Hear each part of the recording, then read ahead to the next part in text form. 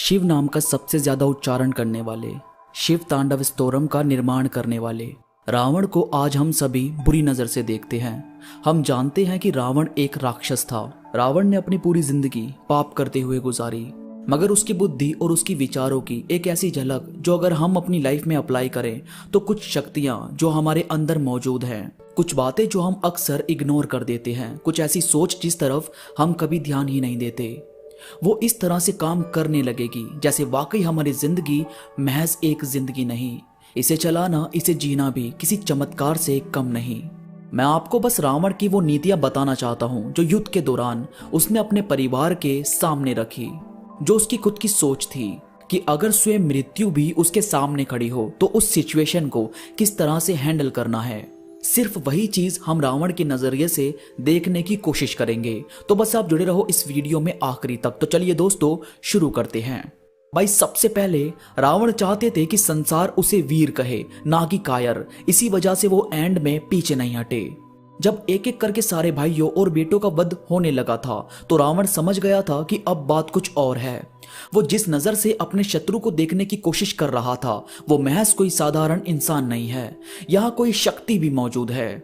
वो जानता था कि यह युद्ध अब इतना बड़ा हो गया है कि इसमें अब उसकी जान भी जा सकती है, मगर इसके बाद भी वो पीछे नहीं हटा, क्योंकि इससे पहले उसने अपनी प्रजा के सामने इतनी बातें बोल दी थी, अपने आप को इतना बड़ा साबित कर दिया था कि अगर वो भगवान राम से माफी मांगने जाता तो पूरा संसार उसे कायर समझता, और यही बात उसे बर्दाश्त नहीं थी। तो बात दोस्तों ये है कि बात जब इज्जत पर आ जाए और कुछ समझ ना आए कि क्या करना है और क्या नहीं, तो इस पार या उस पार का खेल खेला करो। सिर्फ सोचने में वक्त जाया मत करो। जहां इज्जत नहीं है या तो वहां मत रहो, और अगर रहना है तो किस तरह से रहना है ये पहले से डिसाइड करके चलो। इसके बाद वो कहते हैं कि मैं अच्छा हूं या बुरा, ये मैं लोगों के नजरिए से खुद को नहीं देखना चाहता, क्योंकि लोग सिर्फ अपने स्वार्थ से हमको अच्छा या बुरा समझते हैं।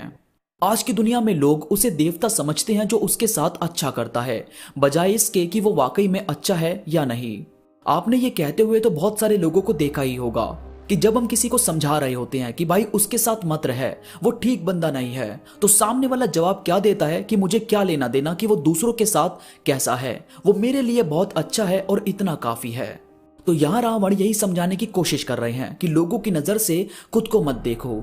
लोग आपको तब तक देवता समझेंगे जब तक आप उनके काम आते हो, उनके लिए परफेक्ट हो, पर अगर कभी आपने खुद के बारे में सोचा और उन्हें किसी काम से मना कर दिया तो वो आपको दुश्मन समझने लगते हैं। इसके बाद जब रावण को रोकने के लिए कुंभकर्ण ने रावण को समझाया कि आप ये मत करो, ये युद्ध मत होने दो, तो रावण ने उन्हें ये बात कही कि मुझे क्या सही है और क्या गलत इसका ज्ञान मत दो। मैं जानता हूं मैंने बहुत गलत काम किया है, मैं जानता हूं मैंने अपने अहंकार में अपने परिवार को खो दिया, पर मैं ये भी जानता हूं कि एक महान बुद्धि वाले पुरुष कभी अपने बीते कल का शोक नहीं मनाते, और ना ही वो भविष्य में आने वाली किसी भी तरह की अच्छे या बुरे पल का ध्यान करते हैं। वो अगर जीते हैं तो बस अभी इस जीवित पल में जीते हैं, और सच यही है कि अभी इस जीते पल में मुझे ये युद्ध करना ही होगा। मैं अब यहाँ तक आने के बाद पीछे नहीं हट सकता, वरना इस संसार में और अपने परिवार में मुझे कोई सर उठाकर याद नहीं करेगा। हम अक्सर अपने आप को किसी अच्छे इंसान से या देवता से कंपेयर करने की कोशिश करते हैं, और हम में से कोई भी बुरा नहीं बनना चाहता, मगर यह भी सच है कि कहीं ना कहीं बुराई में कौन सी चीज अच्छी है उस पर भी नजर लगानी चाहिए। रावण को हम सब गलत मान सकते हैं, उसे राक्षस भी बोल सकते हैं, मगर यह बात भी हमें माननी होगी कि उसका ज्ञान हमारी बुद्धि से कहीं ज्यादा है। हमने शायद उसके जितना आज तक पढ़ा भी नहीं, यहाँ तक कि सुना भी नहीं होगा।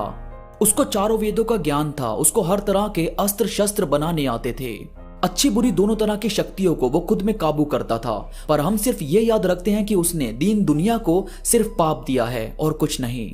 उम्मीद करता हूं दोस्तों बाकी सब तो नहीं, मगर ये कुछ बातें जो हम रियल में अपनी लाइफ में अप्लाई कर सकते हैं, जो वाकई कहीं ना कहीं हमारी लाइफ में हमारे काम जरूर आ सकती है और आपकी भी बहुत ही ज्यादा हेल्प करेगी।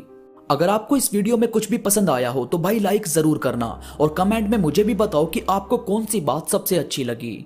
इसके साथ ही अगर आप अब तक मेरे साथ इंस्टाग्राम पर नहीं जुड़े तो भाई अभी आओ और इंस्टाग्राम पर मेरे साथ जुड़ जाओ। इंस्टा पर मैं बहुत सारी चीजें अपडेट करता रहता हूं जो मुझे यकीन है कि आपको जरूर पसंद आएगी। इंस्टाग्राम का लिंक नीचे डिस्क्रिप्शन में मौजूद है। तो अभी के लिए बस इतना ही, मैं मिलूंगा आपसे नई वीडियो के साथ, तब तक के लिए धन्यवाद।